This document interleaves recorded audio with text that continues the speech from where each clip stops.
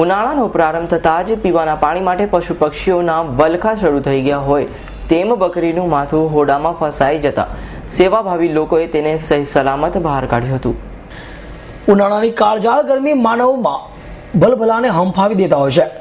ઉનાળાની કાળઝાળ ગરમીથી બચવા અને રાહત મેળવવા જીવયાત્રાને સામાન્ય રીતે પાણીની જરૂર ઊભી થતી હોય છે.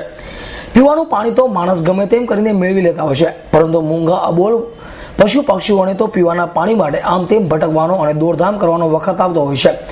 તેવી જ રીતે માધવપુરના એક બકરીના બચ્ચાનું હાડાની અંદર પાણી પીવા જતા માથું ફસાઈ જતા બચ્ચાએ બચાવવા બકરીએ બૂમરાળો પાડતા આજુબાજુના લોકો એકઠા થઈ દોડી આવ્યા હતા અને ગાગરની અંદર ફસાયેલ બકરીના બચ્ચાનું માથું સહી સલામત બહાર કાઢી બચાવી લીધું હતું.